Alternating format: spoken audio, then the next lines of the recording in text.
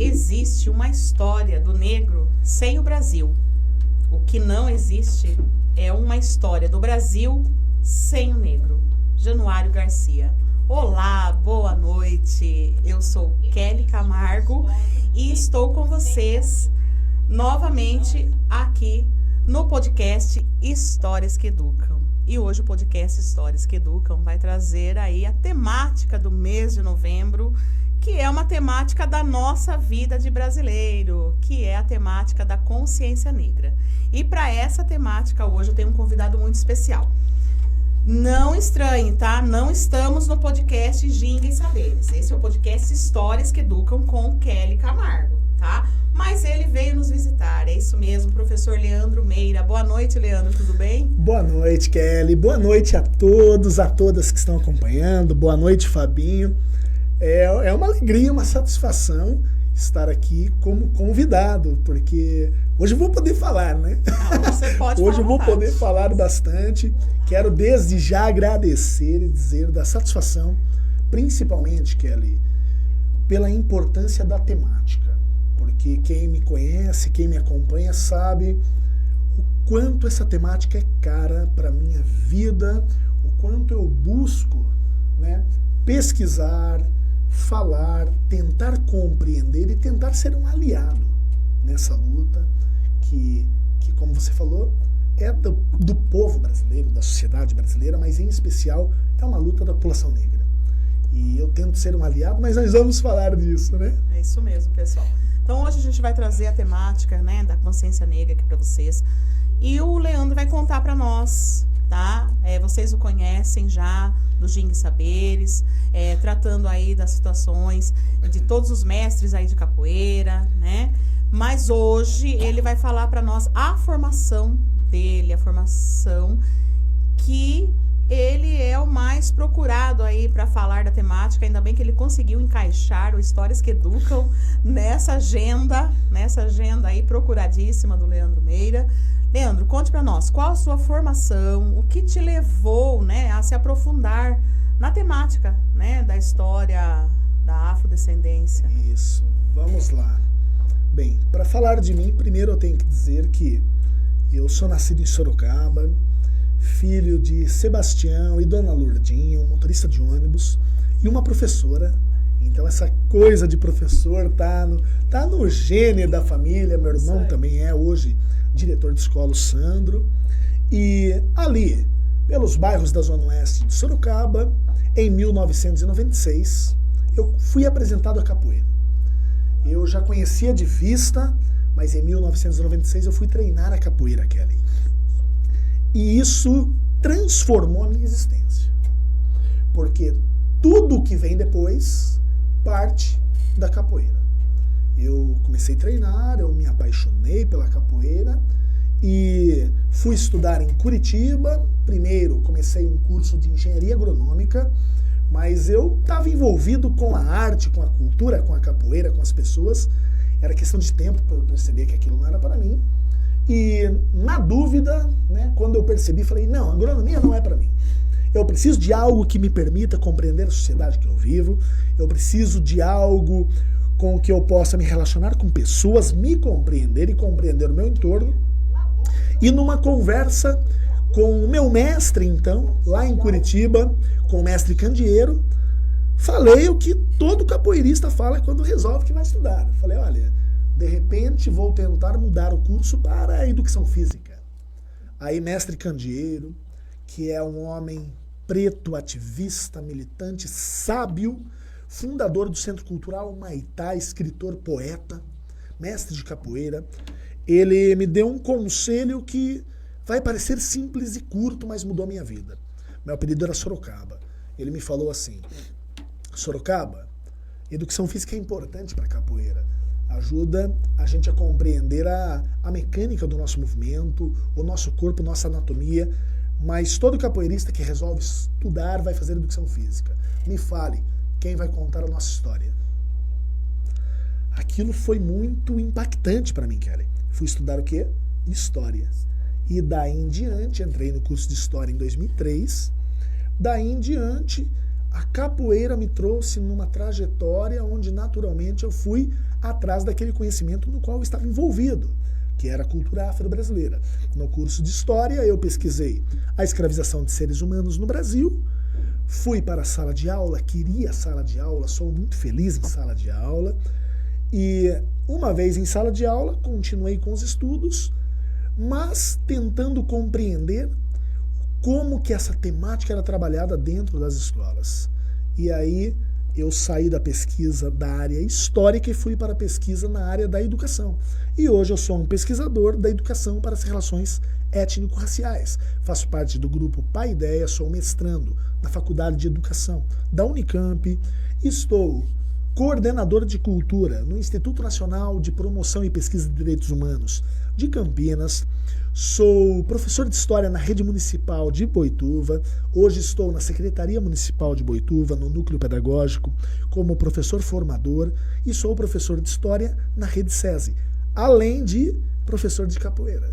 Apesar de não estar dando aula de capoeira, mas carrego isso no coração, e esse talvez seja o título mais caro na minha trajetória, porque eu comecei em 96 e eu só fui me graduar professor de capoeira em 2024, com o mestre China, que é o mestre de quem hoje eu sou discípulo, que eu considero neste momento o meu mestre, muito importante na minha trajetória, me formou professor de capoeira, e é isso. Meu Deus, só isso, viu, gente? Só isso. O professor Leandro Meira, quem não conhece, vai lá agora, vai no YouTube da Rádio Hipercidade, coloca lá Rádio Hipercidade com Y e acompanha os episódios do Ginga e Saberes. Ginga e Saberes que tem contribuído muito, né, com a cultura, tá? A cultura aqui do nosso interior paulista. Então, trazendo todos os mestres aí de capoeira, trazendo assuntos que fazem parte, né, desse cenário da capoeira aqui no interior, ok? Então, você vai encontrar lá no Ginga e Saberes. Vai encontrar também os episódios lá no YouTube da Rádio Hipercidade. Já se inscreve, ativa a notificação. Daqui a pouquinho, esse podcast que você está assistindo na live vai estar lá para você assistir, compartilhar, comentar, assistir de novo se tiver alguma dúvida, tá? No YouTube da Rádio Hipercidade. Então vai lá, já se inscreve, ativa a notificação, confere os episódios do História que Educam novamente, confere o Pod Hiper com o Fábio Castilho, os episódios estão lá no YouTube da Rádio Hipercidade, tá bom? E essa semana também tem mais podcast. Tem o Pod Hiper na quarta-feira, dia 19. Quarta-feira, dia 19, às 19 horas. Eu estarei apresentando o Pod Hiper essa semana com o pessoal da Feirarte. Isso mesmo, essa semana tem Feirarte, tá?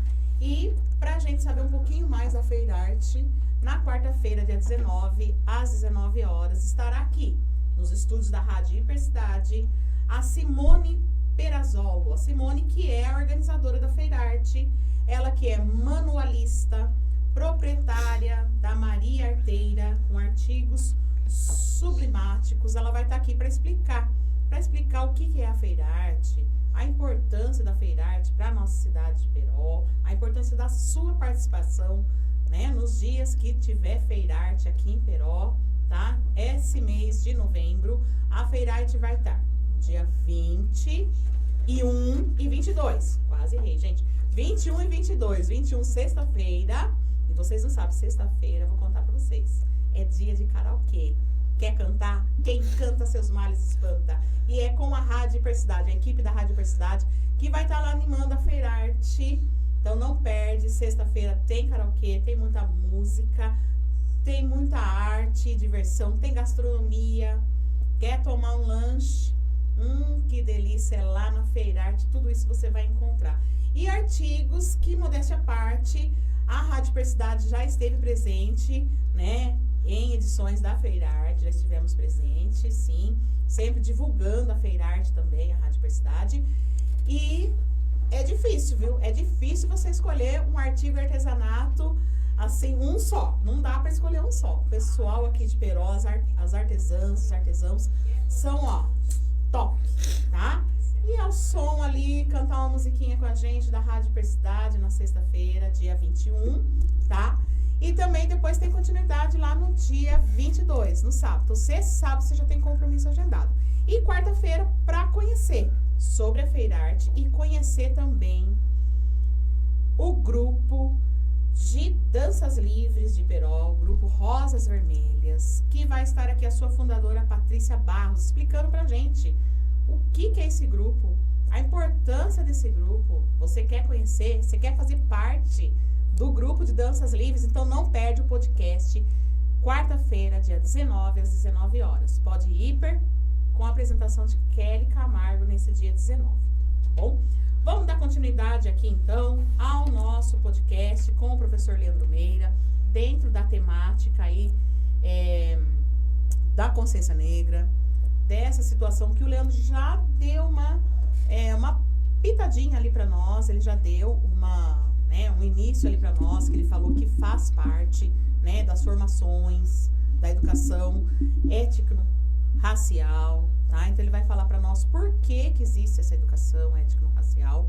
Mas primeiro, Leandro, explica para nós o Dia da Consciência Negra, que é dia 20 de novembro, que agora é considerado inclusive um feriado nacional, mas para as pessoas, muita gente pergunta, viu? Ainda muita gente pergunta, né? Ai, dia 20, mas por que feriado, né? Então é o Dia da Consciência Negra. Se existe um feriado, se existe uma legislação que trouxe esse feriado, é porque é uma data que realmente tem seu significado, é isso? É isso, e é muito, muito forte o significado dessa data. Para compreenderem o significado dessa data, Kelly, eu tenho que fazer um apanhado, mesmo que superficial, muito rápido da constituição do que é o Brasil pós-colonização, do que é a sociedade brasileira no pós-colonização. Então, vamos lá. O Brasil é um país construído nas costas da população negra, africana e descendentes. O Brasil foi construído com base no suor, sangue e lágrimas do negro. Pô, Leandro, é uma afirmação forte, Por quê? Porque os portugueses chegam no Brasil em 1500, oficialmente, em 1500, porque estiveram por aqui antes, e esta era uma terra que estava povoada por povos indígenas. Estima-se que viviam aqui 6 milhões de indígenas. Menos de 100 anos após a chegada dos portugueses, de 6 milhões de indígenas tinha caído para 140 mil, principalmente por conta do choque microbiótico. Assim que decidiu pelo início da colonização do território brasileiro, os indígenas, por conta de estar em seu território, por conta do choque microbiótico e por conta das nações europeias buscarem novas rotas de comércio, houve essa mudança da tentativa de escravização dos indígenas para a escravização de africanos. E, de longe, o Brasil é o recordista mundial em escravização de seres humanos nas eras moderna e contemporânea. Em 300 anos de tráfico transatlântico de seres humanos de África para a América, chegaram aqui vivos 12 milhões de seres humanos. Quase metade desse número veio para o Brasil. 5 milhões e 800 mil. Kelly, para compararmos, no mesmo período que vieram 5 milhões e 800 mil seres humanos africanos para o Brasil, nestes mesmos 3 séculos, vieram cerca de 700 mil portugueses. Aí já conseguimos ter uma ideia realmente nas costas de quem o Brasil colônia e depois o Brasil império foi construído. Então, de longe, o Brasil é o recordista mundial em escravização de seres humanos na era moderna e contemporânea, e o Brasil também foi o último país das Américas a abolir a escravidão. Tudo bem, não quer dizer que não houvesse resistência dessa população, trazida de forma perversa nos porões dos navios negreiros. Resistiam, e tinham várias formas de resistência. Uma delas era o ataque direto a feitores e senhores. Outra forma de resistência era a resistência cultural, porque quando traziam esses seres humanos de lá para cá, tentavam apagar a identidade, tiravam o nome e combatiam tudo que era tradições. Então, o que era crença era combatido, o que era cosmovisão, filosofia de vida, tudo era combatido. Tentava implantar nesses seres humanos que estavam aqui um modelo europeu. Então, tudo o que vinha com essa população africana nos navios negreiros era combatido. Então, se manter na sua tradição, tentando mantê-las vivas, era uma forma de resistência e ainda é, porque esse apagamento histórico ele ainda está em pauta.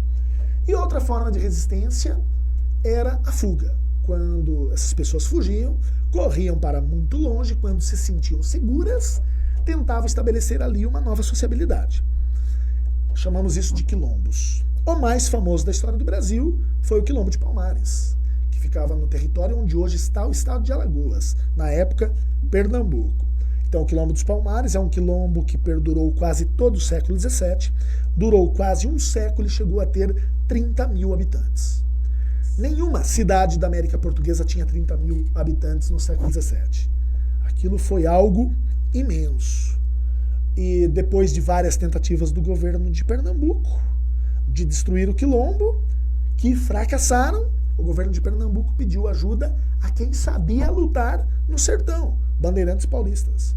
É aí que entra a figura de Domingos Jorge Velho, que vai com suas tropas, em 1694, destroem o Quilombo dos Palmares, só que Zumbi dos Palmares foge, o seu último grande líder, e no ano seguinte, em 1695, Zumbi dos Palmares é pego e é assassinado. Em que dia? 20 de novembro de 1695. Só que a escravização de seres humanos perdurou ainda por um bom tempo, e no dia 13 de maio de 1888, a princesa Isabel, então herdeira do trono de Pedro II, assina a famosa Lei Áurea. Só que como essa história foi contada nas escolas, Kelly? Essa história foi contada assim nas escolas. E nós somos, eu, você, Fabinho, nós somos frutos da escola do 13 de maio, que coloca essa história assim, que o negro foi escravizado quando o europeu decidiu e que o negro foi livre quando o coração benevolente de uma mulher decidiu e assinou. E não é assim essa história. Porque no decorrer de todo o século XIX, houve movimento abolicionista, houveram revoltas, fugas, houve pressão externa da superpotência da época, a Inglaterra, mas eu quero ressaltar aqui a resistência interna, porque quando você diz que uma mulher assinou um papel e deu a liberdade, você tira o negro do protagonismo da sua própria história. Você coloca ele numa posição passiva. Então houve luta, houve resistência. Sorocaba vai abolir a escravidão em dezembro de 1887.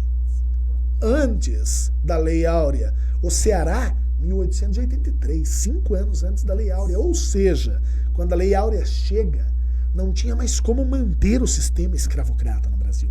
Não à toa ele foi o último a ser abolido no continente americano. O que eu quero dizer, não foi benevolência de ninguém. A princesa Isabel era a princesa da casa real que levou aos últimos suspiros a escravização de seres humanos. A gente pode dizer que foi um símbolo político. Pois sim, ela assinou e aí foi reverenciada, ainda é, por muito tempo, trataram o 3 de maio como o dia da libertação, e em 1978, nas escadarias do Teatro Municipal de São Paulo, quando nascia o Movimento Negro Unificado Brasileiro, aquela galera, ativista, militante, intelectuais, falaram, opa, o 13 de maio não nos representa. Se o 13 de maio não nos representa, que data nos representa? Vamos olhar para a história. O assassinato de Zumbi dos Palmares. Ali tem resistência. Essa é a data. Esta é a data que nós temos que levar como um dia da consciência negra, lembrando que a consciência negra não é uma data, é uma tomada de consciência da situação histórica que trouxe a sociedade brasileira até uma situação de desigualdade abismal, que é o que existe hoje, desigualdade racial, né? Então, em 78, o Movimento Negro Unificado elegeu o 20 de novembro como a data da consciência negra. E quando que isso se tornou uma lei nacional? Somente em 2024. Uma lei não, desculpa, um feriado nacional. Porque lei se torna antes. Mas um feriado nacional, isso é para mostrar que tudo que envolve a história do negro e a história da luta do negro por igualdade racial, por justiça social, é tudo muito lento quando se trata de Brasil, Kelly. Mas a data é essa. A data marca o assassinato de Zumbi dos Palmares e não é uma data comemorativa, como muita gente acha. Não é uma data que eu espero porque eu não vou ter aula ou não vou trabalhar nesse dia. É uma data de reflexão. Tudo bem, de exaltação da cultura que essas pessoas que vieram de África, que não apagaram sua identidade na travessia, que chegaram aqui com suas tradições e as reelaboraram, criando o que nós chamamos de cultura afro-brasileira, é um dia, sim, de valorização e de exaltação da cultura criada pelo povo da diáspora. Só que, acima disso, é um dia de reflexão, de pensarmos o racismo brasileiro e, muito mais do que isso, o combate a esse racismo. Isso aí, pessoal. Olha, agora ficou bem esclarecedor, né? O motivo da data, né? E nós que somos, recebemos uma educação anterior, né, a toda essa situação de preocupação com a educação étnico-racial, podemos perceber hoje, através dessa fala do professor Leandro, que a lei, que a assinatura, né, pela princesa Isabel, foi uma situação assim que não tinha como mais se sustentar dentro do território brasileiro. Ele citou ali cidades, né, que já estavam vivenciando essa lei áurea, né, no seu dia a dia, já estava vivenciando. Então acabou-se sendo apenas uma constatação de toda aquela luta, de toda aquela resistência do povo negro e seus descendentes dentro da história do Brasil, né? Toda essa resistência dentro de cada território, dentro de cada povoado, de cada cidade, havia-se, né, os movimentos de resistência. Ele citou o maior dos movimentos, que daí surgiu, né, dentro do seu líder, esse marco, né, esse marco histórico da data, do dia 20 de novembro. Mas a luta já se vinha sendo feita, né? Se a gente for analisar, talvez, algum dia, a história de cada cidade vai ter o seu dia da consciência negra, se for avaliar, não é verdade? Dentro dos seus movimentos, daquelas pessoas daquele local, né, que apresentaram esses grupos, essas organizações de resistência, né, à escravidão do negro no Brasil. Leandro, você falando isso para nós, me veio aqui na mente de lembrar, né? Você falou sobre a importância de estar trazendo toda essa afrodescendência do Brasil, né? A cultura afro-brasileira. E a capoeira que te levou a estar estudando, aí, a estar pesquisando, a estar vivenciando, a estar né, até esse local que você se encontra nesse momento, esse lugar de fala que você se encontra. A capoeira é uma das, vamos dizer, dessas manifestações culturais, não é isso? Conta para nós sobre a capoeira agora, que eu acredito aí que vai ser o seu momento aí que mais feliz, que eu sei que você gosta muito de falar sobre a capoeira. É isso, é pelas mãos da mãe capoeira que eu trilhei, Kelly, toda a minha trajetória acadêmica, profissional, e ainda trilho. Eu não tenho como desvincular a capoeira de tudo o que eu fiz e de tudo o que eu realizei e tento buscar na minha vida. A capoeira é uma dessas artes de resistência. A capoeira é uma das expressões do que nós chamamos de cultura afro-brasileira. E as pessoas têm dúvidas sobre a capoeira. Pessoas da capoeira têm dúvidas sobre a história da capoeira. E não que eu não tenha, ou os grandes historiadores que eu leio para poder compartilhar algumas falas, não tenho. Só que alguns pontos são consenso. Por exemplo, é consenso de que, dentre os estudiosos da capoeira, que a capoeira é uma arte que surgiu no Brasil, desenvolvida por africanos e descendentes, que trouxeram tradições africanas. Do encontro de tradições africanas em território brasileiro, se reelabora com alguma influência indígena também, com alguma influência portuguesa também, mas isso não tira o protagonismo do africano e descendente, surge a capoeira. Por que eu digo tradições africanas? Porque quem chegou em África, Kelly, e chamou todo mundo de negro, foi o europeu.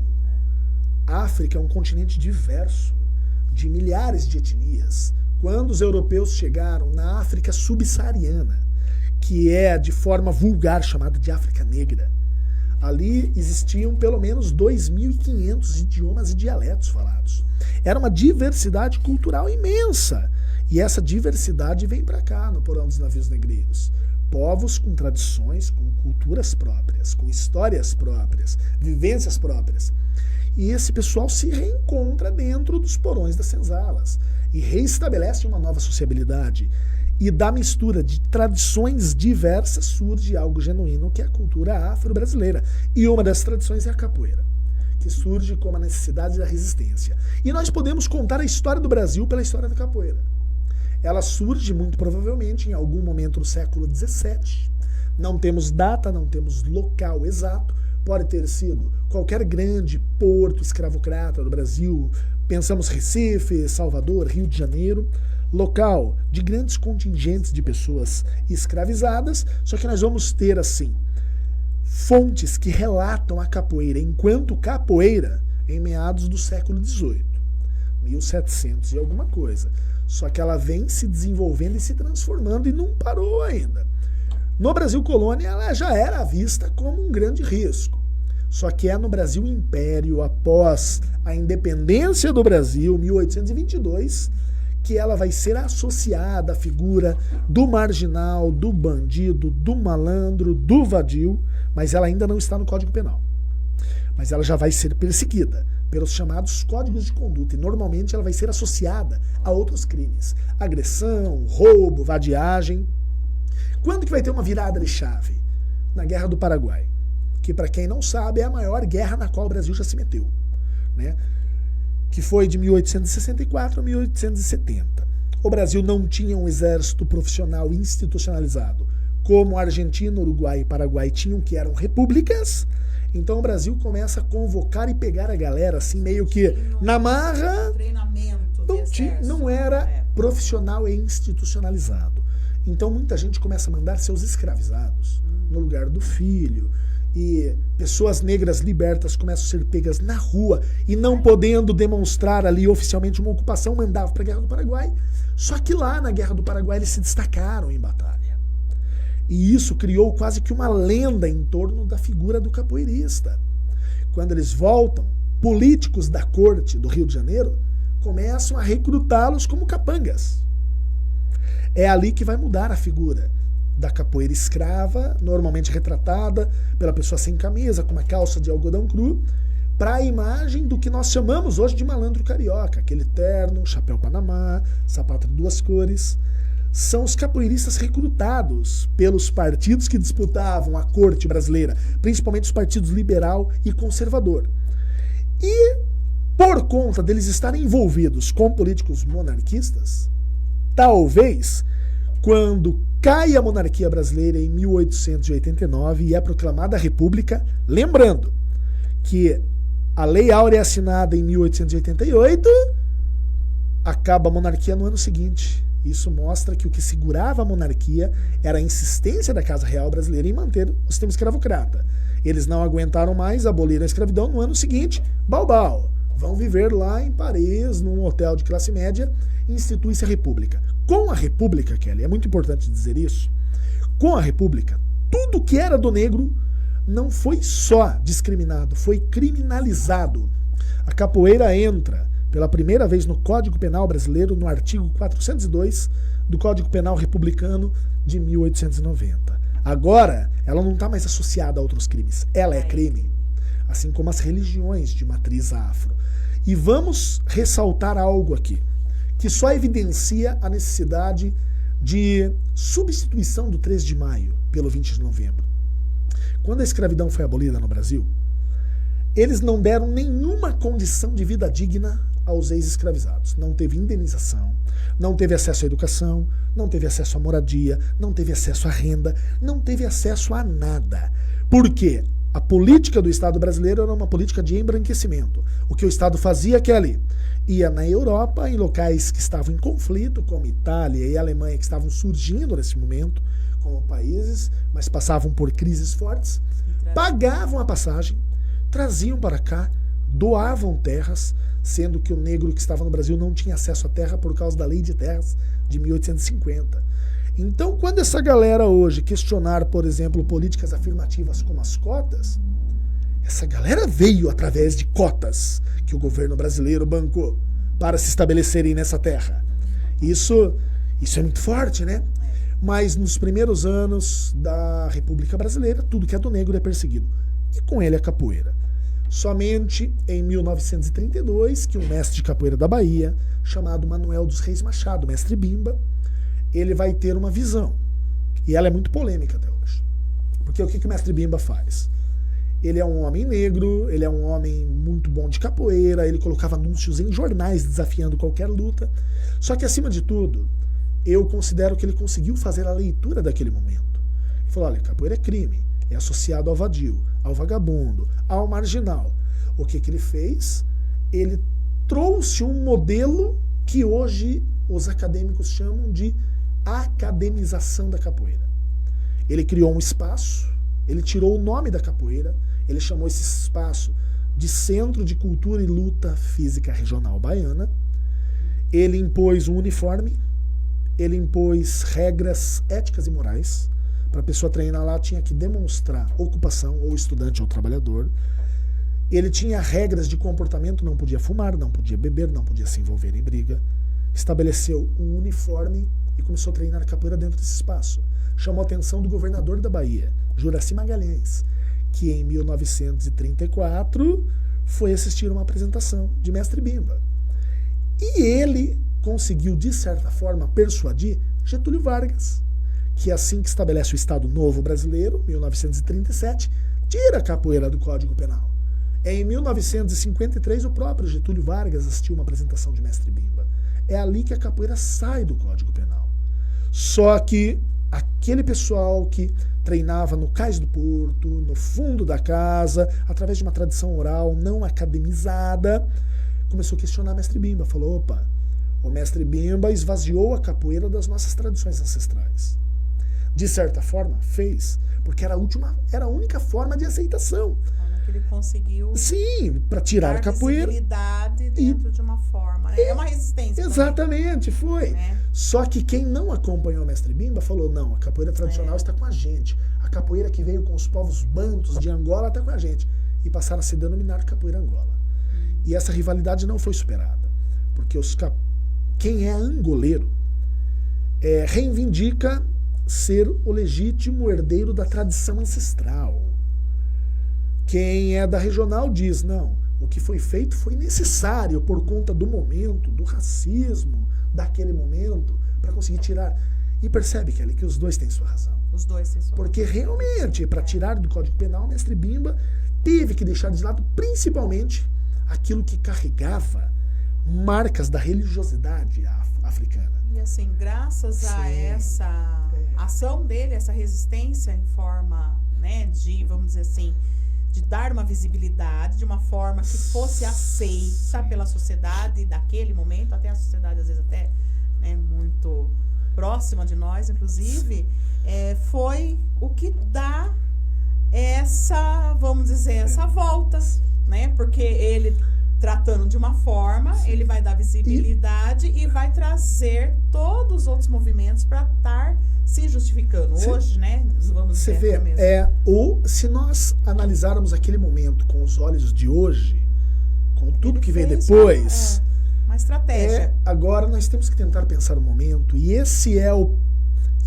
pulo do gato da ciência histórica. Eu não posso analisar um fato histórico fora do contexto daquele fato histórico. Então, se eu for ver... E todas as implicações, né? Porque ali eram várias implicações. Sim, ali tinha um Estado que estava em prática com uma política de apagamento histórico do negro. E não é só da cultura do negro, era do negro. Porque no início do século XX, políticos brasileiros afirmavam que em um século não existiriam mais negros no Brasil. Isso era política oficial de Estado. Que bom que eles erraram muito, porque hoje a população que se autodeclara preta ou parda, que compõe a população negra, conforme o artigo 1º do Estatuto da Igualdade Racial, é maioria no Brasil, é 56%. Mas eles tentaram. E é dentro desta realidade histórica que nós temos que analisar esses movimentos dos capoeiras. Depois vem Mestre Pastinha e também abre um centro de treinamento, o SECA, né, em 1941. Também traz para dentro das academias a Capoeira Angola. E hoje nós temos esses dois grandes expoentes, Mestre Bimba, na vertente que chamamos de capoeira regional, e Mestre Pastinha, na vertente da capoeira, na modalidade, as pessoas chamam aí com terminologias diferentes, da Capoeira Angola. Sim. Pessoal, eu vou dar um alô aqui para os ouvintes internautas da Rádio Hipercidade que estão acompanhando a nossa live. E se você também está acompanhando a nossa live, ainda não está seguindo lá, não faz parte do Instagram da Rádio Hipercidade, do Facebook da Rádio Hipercidade, você não faz ideia do que você está perdendo. E o YouTube da Rádio Hipercidade, então? Você está perdendo demais. Tá com saudade de Rock em Peró? Tá com saudade de Peró Fest? Vem para a Rádio Hipercidade para você conferir lá todos os nossos vídeos, as entrevistas, tudo que rolou com a Hiperofest nesses últimos anos de Hiperofest e com o Rock em Peró. Então vem para a Rádio Hipercidade, siga também a Rádio Hipercidade. O pessoal está acompanhando aqui a live com a gente. Vou ler aqui o comentário da Cleo Nunes. Os livros contam uma história bonita mascarando a luta e resistência dos povos escravizados. Né? Então conta aquela história da visão do branco e apagando aí as heranças culturais do negro, como já disse o professor Leandro Meira. Eu gostaria de fazer um comentário aqui em cima do comentário da Cleo, acrescentar uma coisinha, que se quem era ali, vamos dizer, o comandante, o condutor, né, das situações dentro da sociedade brasileira era o branco, a gente pode imaginar, eu vou até ver se o professor comprova isso para mim, eu posso imaginar e a gente sabe o quão difícil, né, para os historiadores, inclusive, construírem essa história, que acabou sendo uma história paralela do Brasil. E que hoje, através, né, dessas legislações vigentes, busca-se trazer essa complementação. Nem seria essa palavra, complementação. Mas, assim, é o que a gente vê acontecendo, é uma complementação da história do Brasil. Né? É uma nova construção, uma reconstrução, trazendo como foi realmente essa construção, né? Através dos povos indígenas, que, como já disse o Leandro bem lá no comecinho desse podcast, foi dizimada de milhões, passou para 1000, né? Então, né, na casa dos milhares. Então, a gente imagina a necessidade de pessoas, de profissionais, né, de estudiosos como Leandro Meira, que são historiadores, que estão sempre em busca dessa difusão, tá, do que eu acredito que tem sido muito difícil. Eu não sou pesquisadora de história, tá, gente? Eu tô fazendo essa análise aqui, perto do que o Leandro tá falando e imaginando.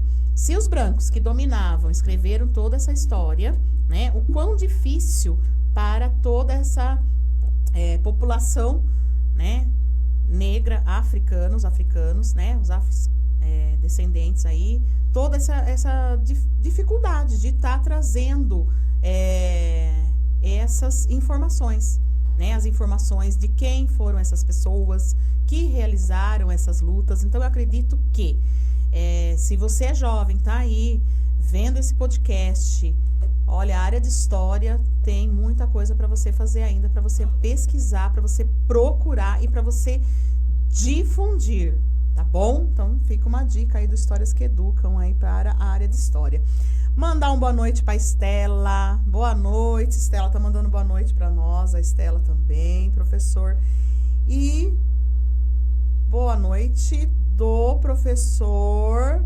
A Keren Popes também mandou boa noite para nós. Boa noite, Keren. E o Leandro Marques, o professor Leandro Marques também, né? O mestre Silvio mandou também boa noite para nós. Manda uma boa noite aí, pessoal.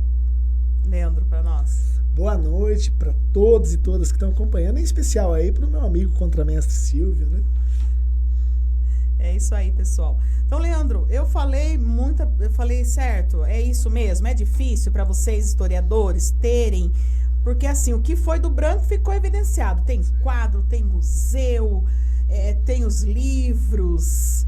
E do negro? Como que vocês, assim, historiadores, fazem essa busca? Eu fiquei curiosa agora. Você, total razão.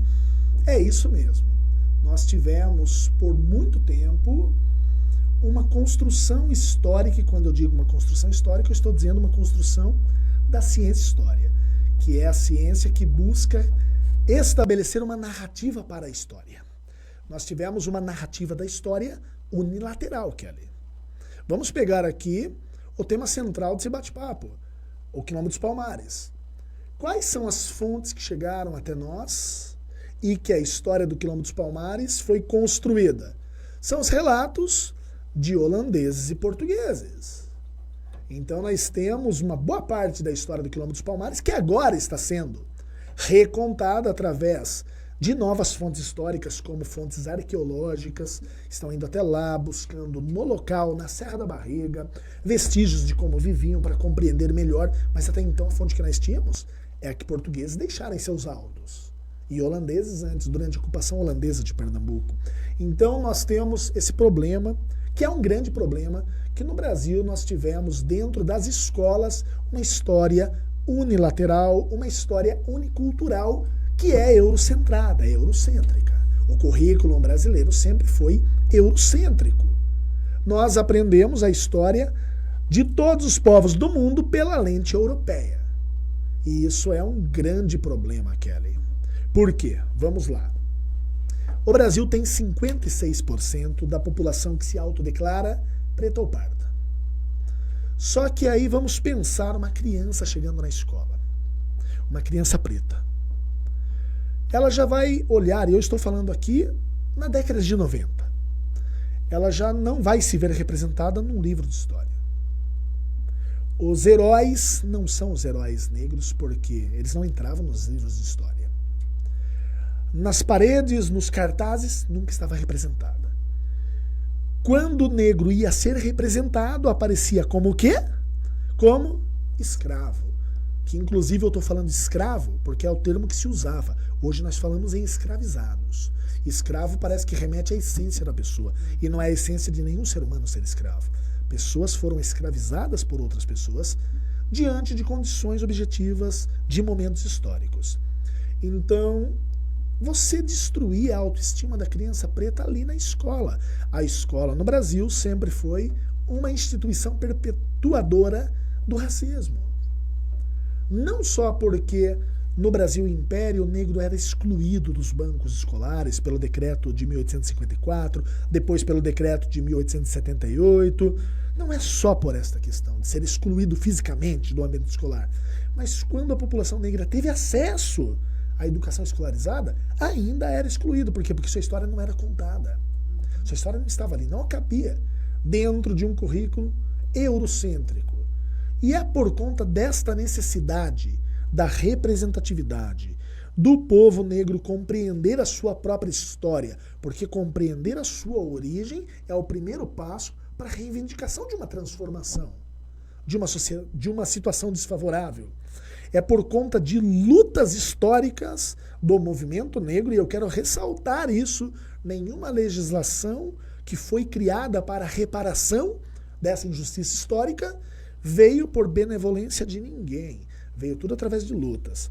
Após muito tempo de luta, foi criado, somente em 2003, a famosa Lei 10.639, que impõe obrigatoriamente o ensino de história e cultura afro-brasileira nas escolas. Aqui, Kelly, eu já quero ressaltar o absurdo da situação. Que bom que houve um marco legal. Só que, Kelly, a população negra começou a ser trazida à força, sistematicamente para o Brasil, pelo menos a partir de 1549. São 476 anos de história da população negra no Brasil. E a lei que obriga a escola a ensinar a história desta população tem 22 anos. E ainda uma dificuldade imensa de ser implementada nas escolas. Porque a Lei 10.639, que é uma lei simples, que é uma lei de meia página, todo mundo conhece. Só que a lei só impõe a obrigatoriedade. E o que vem depois? O que vem depois está nas diretrizes curriculares nacionais para a educação para as relações étnico-raciais e história africana, que é de 2004. Já é um documento que poucos educadores têm conhecimento. Só que ele dá um caminho para a implementação desta lei. Em 2008, complementam a lei, incluindo nela a história e a cultura dos povos indígenas, que é a Lei 11.645 de 2008. 2010 tem o Estatuto da Igualdade Racial, que também traz a pauta da educação, da cultura, do esporte, pautado nessa tradição negra, dentro da cosmovisão africana e não visto pela lente do europeu. E essa legislação continua, o Plano Nacional de Educação vai abordar, e no ano passado foi criada a Política Nacional de Equidade, Educação para as Relações Étnico-Raciais e Educação Escolar Quilombola, que é uma tentativa do governo de forçar a implementação de toda uma legislação que já existe, mas que existe resistência. E de que forma vem essa resistência? As pessoas não querem. Algumas, mas não é assim. Você cria uma lei para resolver um problema histórico, só que problemas históricos não se resolvem por decreto. Você cria uma lei obrigando o ensino da história e cultura afro-brasileira nas escolas, mas você ensinou os professores a trabalhar isso? Os professores sabem trabalhar isso? Sabem lidar com a questão racial? Prática, e não é uma crítica aos professores, porque não existia isso na formação inicial. Eu fiz história em uma universidade federal brasileira e a única disciplina de história da África que eu tive era eletiva, não estava na grade obrigatória. E são os professores que não tiveram isso que vão para a escola e aí chega uma legislação forçando a trabalhar. O professor não sabe nem o que fazer. Bem, que bom que ainda tem a legislação. Só que essa legislação também tem que prever caminhos para a formação desse professor. Trabalhar essa temática importante, porque às vezes, muito bem intencionado, reforça estereótipo. Para você trabalhar uma temática tão sensível, que toca a vida de tanta gente, que toca a autoestima da criança, que toca na forma como as crianças de todas as identidades étnico-raciais vão se relacionar, você tem que se preparar, tem que ler. Principalmente, Kelly, eu quero deixar aqui um parênteses. Se você for um educador branco, porque se você for um educador branco, você tem a obrigação de tentar ser um aliado desta causa, que é o que eu tento ser. Nós, educadores brancos, jamais seremos protagonistas desta luta. O protagonismo é das pessoas pretas, é das pessoas negras. Então, o conselho que eu sempre deixo para educadores brancos, sensibilizados, que querem superar a sua própria construção, se desconstruir e entrar, a dica que eu deixo é: vai ler os intelectuais negros, as intelectuais negras. Quer descobrir o caminho? Vai ler Bárbara Carini, Cida Bento, vai ler Djamila Ribeiro, vai ler Abdias do Nascimento, Lélia Gonzalez, vai ler essa galera. Não tem outro jeito. Porque para lidar com uma temática tão sensível... E outra, a questão racial, Kelly, é uma questão que, pautado em algum tipo de informação, ou pautado no senso comum, todo brasileiro tem uma opinião. Mesmo que a opinião seja que eu não acredito que existe racismo no Brasil. Mas todo mundo traz do seu contexto socioeconômico, familiar, comunitário, algum tipo de opinião sobre isso. Ou seja, se você é um profissional da educação e vai abordar essa temática numa sala de aula, onde vai estar ali naquela sala representada toda a diversidade de pensamento que existe dentro da sociedade brasileira, tem que ir preparado. A escola tem que rever o seu currículo. Tem que ver a representatividade dos livros didáticos, dos materiais didáticos que estão às mãos dos professores para trabalhar. E nisso tudo tem que estar incluída a diversidade, que compõe o que nós chamamos hoje de sociedade brasileira. Tem que estar ali. Então tem que ter formação, tem que ter materiais que apoiem esse trabalho, para que todas as crianças possam se identificar, se ver representadas de formas positivas dentro do ambiente escolar. Não chegamos lá ainda. Estamos em construção, em busca. Axé. E o professor Leandro Meire é um grande aliado aqui da nossa região. E hoje aqui no podcast Histórias que Educam, mais ainda trazendo muito conhecimento. E eu vou ler alguns nomes aqui. A gente falou sobre representatividade, né, Leandro? E hoje a gente sabe que fora dos muros escolares, né, a gente percebe uma movimentação, né? Há uma movimentação de estar, vamos dizer assim, resgatando, ou como que a gente pode dizer? Um pagamento por essa perca, né? Uma reparação histórica.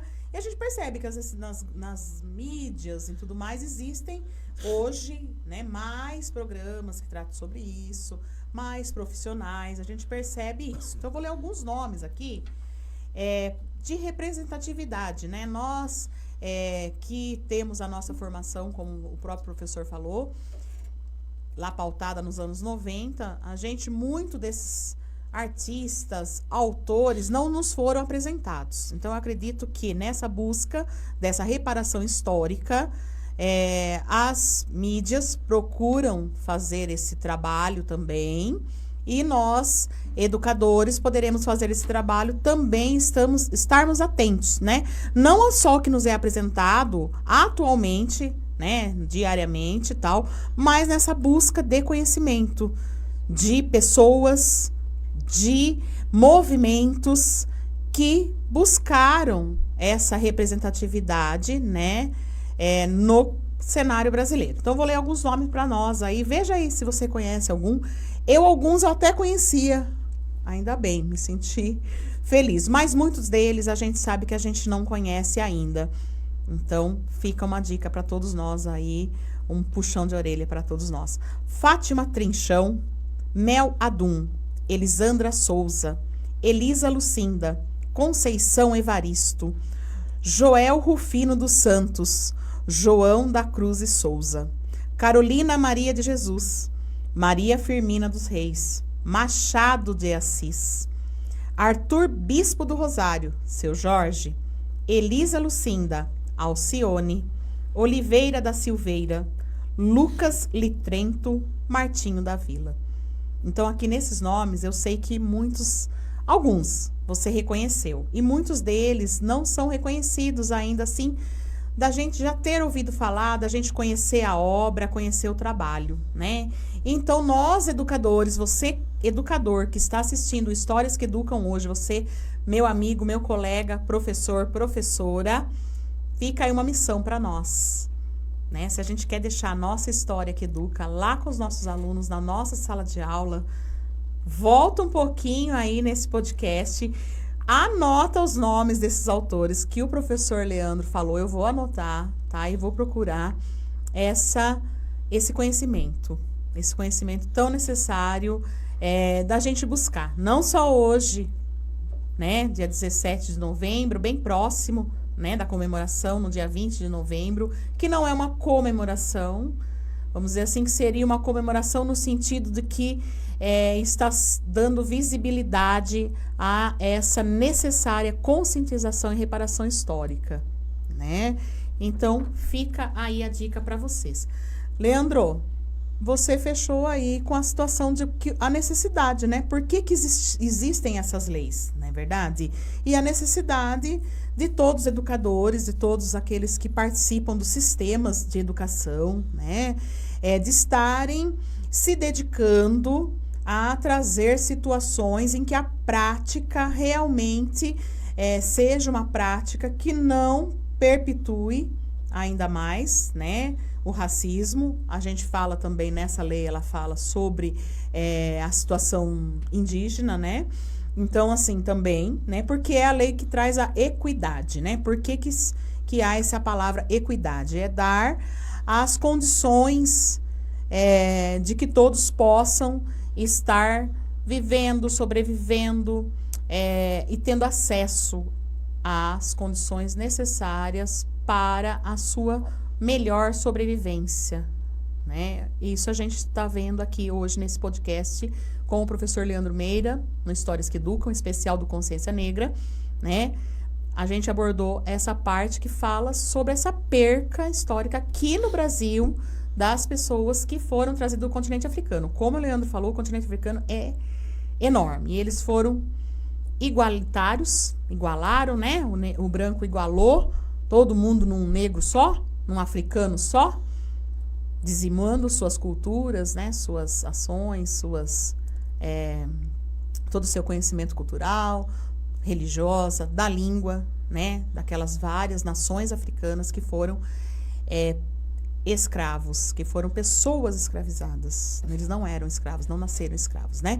Então, eu acredito que essa nossa busca de conhecimento, né, o professor, a gente sabe quantos amigos, quantos colegas buscam conhecimentos, buscam saber mais, né?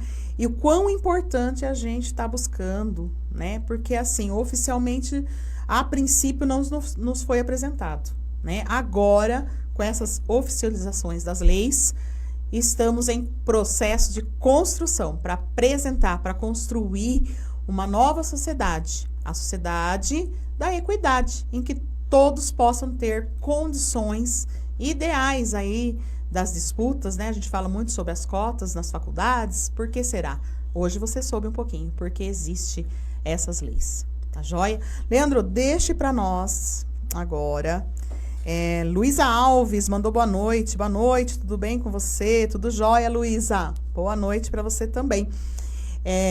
Obrigada por acompanhar o podcast Histórias que Educam, hoje aqui com o professor Leandro Meira. O Leandro vai deixar para nós agora, nessa última parte do nosso podcast, uma mensagem para você, educador, tá? Meu colega de profissão aí, professor, educador. E educador, gente, lembrando, educador não é só aquele professor formado lá da pedagogia, tá bom? Educador entrou dentro de um prédio escolar, de um prédio da educação infantil, que chamamos aí de creche, que é o Centro de Educação Infantil, né? Você entrou, não importa a função que você está exercendo, você está convivendo com as nossas crianças, você está formando novas gerações pela sua representatividade, pelo seu comportamento, pelo seu relacionamento com as crianças, com os demais que estão ali convivendo com você no dia a dia. Então, toda pessoa que adentra aos portões da escola, aos portões da creche, aos portões dos projetos educacionais, ele é um educador. Então, se reconstrua enquanto educador com as dicas e a mensagem do professor Leandro Meira para a nossa temática de hoje, que é a consciência negra. Está com você, professor.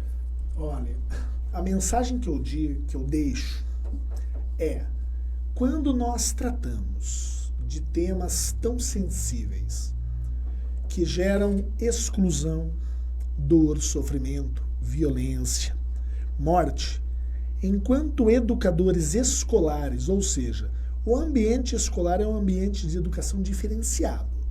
É um ambiente onde a educação é intencional, científica e sistematizada. Nós não temos o direito de educarmos com o nosso senso comum. Então, qual é a mensagem que eu deixo? Vamos lidar com as questões históricas não resolvidas que geram ainda e alimentam as mazelas da nossa sociedade? Vamos buscar informações.